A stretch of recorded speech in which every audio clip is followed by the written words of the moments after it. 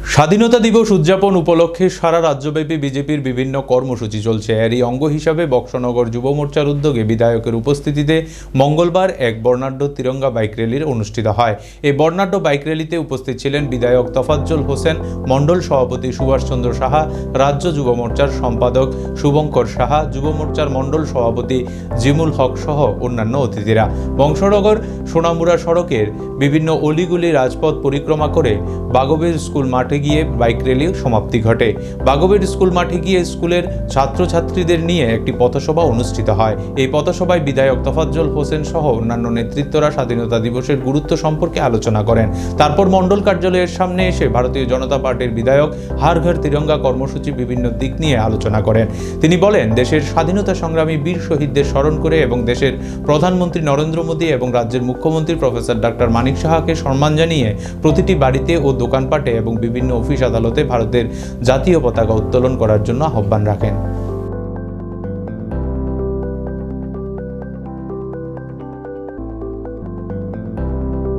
প্রধানমন্ত্রী নরেন্দ্র মোদীজি এবং ত্রিপুরা রাজ্যের মাননীয় মুখ্যমন্ত্রী প্রফেসর ডক্টর মানিক সাহাজির যে নেতৃত্বে আজকে হর ঘর তিরঙ্গা অভিযান যে কর্মসূচি হাতে নেওয়া হয়েছে, তার অঙ্গ হিসাবে 13 থেকে 15 তারিখ সারা ভারতবর্ষে হর ঘর তিরঙ্গা অভিযান শুরু হয়ে গেছে।